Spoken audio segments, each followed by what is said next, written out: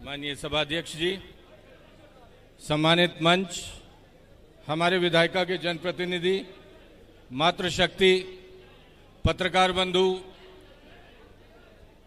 बुजुर्गवार और सबसे महत्वपूर्ण युवा साथियों, भाई सबसे पहले आपको मुबारकबाद।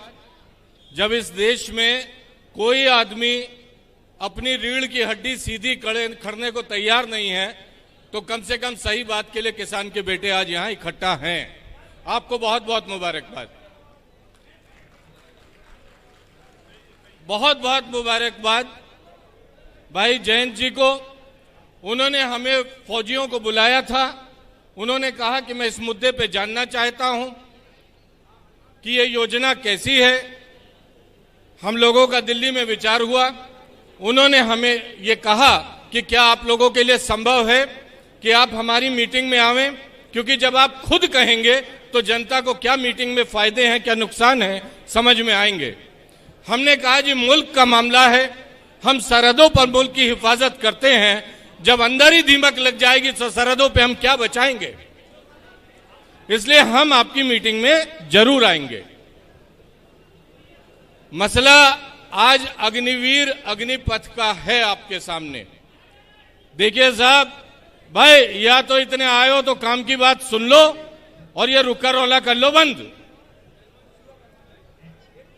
ऐसा है, अग्निवीर अग्निपथ योजना के बारे में बहुत कुछ पढ़ा लिखा, अखबार टीवी पे सुना जा चुका है। देखिए, हम किसी तरह की हिंसा की वकालत नहीं करते। ये देश हमारा है, इसका अगर पत्ता भी टूटता है तो हमारे मुल्क का पत्ता टूटता है। और हमारा बेटा, हमारे यहाँ का भाई भतीजा सरहद पे खड़ा है इस मुल्क को बचाने के लिए, तो इस मुल्क के पत्ते भी तोड़ने के गुनाहगार हम नहीं हो सकते, जिसकी हिफाजत में हमारा भाई खड़ा है। एक बात, लेकिन उन लड़कों पे आरोप है, उन बच्चों पे आरोप है कि उन्होंने आग लगाई,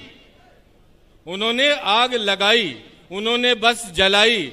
माफ कीजिए माननीय प्रधानमंत्री जी, इन बच्चों की ट्रेनिंग कोई आंदोलन करने की नहीं थी। ये जो बच्चे दौड़ते थे 2-2 बजे जून जुलाई की गर्मी में, सर्दी में, बरसात में, ये कोई आंदोलन करने के लिए नहीं दौड़ते थे। ये फौज में भर्ती होने के लिए, मातृभूमि की सेवा करने के लिए और जरूरत पड़े तो जान माल गंवाने के लिए दौड़ते थे। और निश्चित तौर पे ये बच्चे किसी एटीएम का गार्ड बनने के लिए नहीं दौड़ते थे, किसी लाला के बाहर खड़े होकर डंडामैन बनने के लिए नहीं दौड़ते थे, ये इस मुल्क की हिफाजत के लिए दौड़ते थे। ये बात हर किसी को समझ आ जानी चाहिए। माननीय प्रधानमंत्री जी, ये तो बच्चे थे, इनकी ट्रेनिंग नहीं थी। आप तो 13 साल से मुख्यमंत्री थे, 8 साल से प्रधानमंत्री थे। इन बच्चों ने आग लगाई, आपने देश में क्यों आग लगाई? सवाल यह है। इन बच्चों की तो ट्रेनिंग भी नहीं थी भाई, इन बच्चों की तो ट्रेनिंग भी नहीं थी। और माननीय प्रधानमंत्री जी, जब 13 साल मुख्यमंत्री रह के, 8 साल प्रधानमंत्री रह के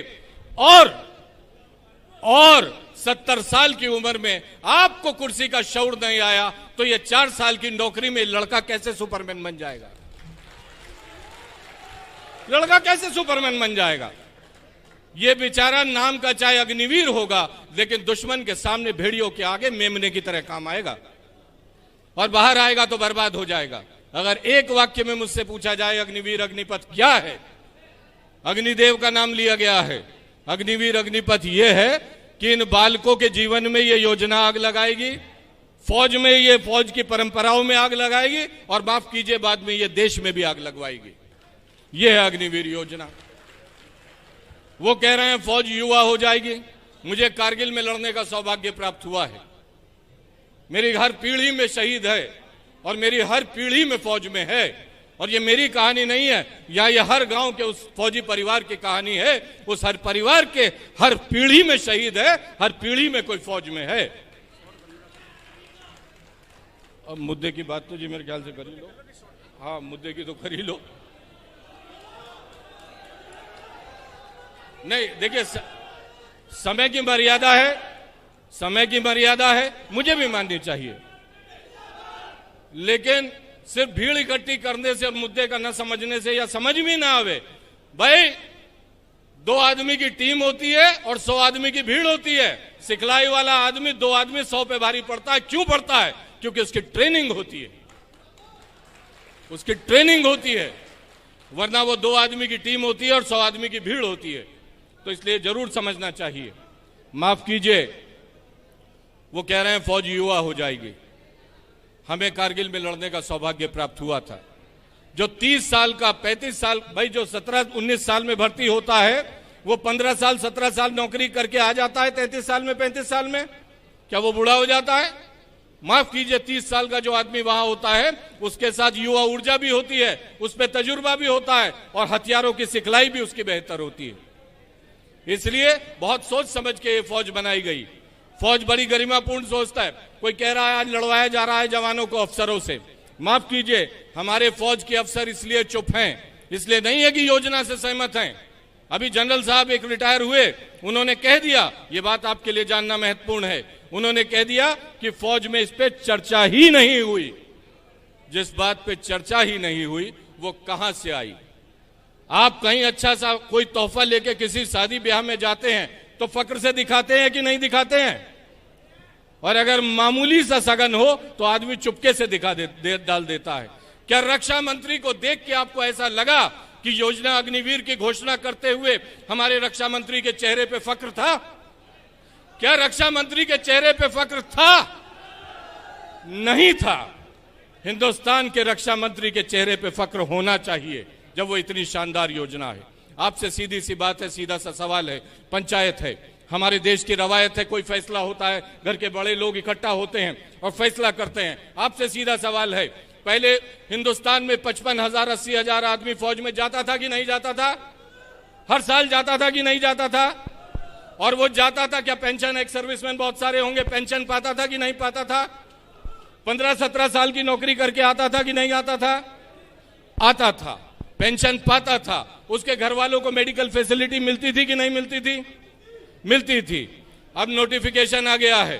पहले कह रहे थे कि 46,000 उससे अलग होंगे, कोई अलग अलग नहीं होंगे, यही 46,000 होंगे। और इनको ना पेंशन की गारंटी है ना मेडिकल की गारंटी है। अब मेरा सीधा सवाल, क्या आपको 15 साल की 17 साल की जो बात ना कायदे की हो ना फायदे की हो वो नामंजूर होनी चाहिए कि नहीं होनी चाहिए? तो भाई एक बार पंचायत अपना फैसला बता दे। क्या पुरानी योजना मंजूर है? क्या पुरानी योजना मंजूर है? और सबका नंबर आएगा। बस आखिरी बात यह है, वो कौमें बदनसीब होती हैं जिनका इतिहास नहीं होता, और वो कौमें बहुत बदनसीब होती हैं जिनका इतिहास होता है, उन्हें मालूम नहीं होता। और सबसे बदनसीब वो कौमें होती हैं जिनका इतिहास भी होता है, उन्हें मालूम भी होता है, लेकिन वो सबक नहीं लेती। आप वो बदनसीब कौम न बनिए जिस मुल्क की जनता लालची होती है, डरपोक होती है और मूर्ख होती है। माफ कीजिए, उस देश को गुलाम बनाने से भगवान भी नहीं बचा सकता। सबसे पवित्र नारे के साथ जय हिंद, जय हिंद, जय हिंद। बहुत बहुत शुक्रिया, धन्यवाद।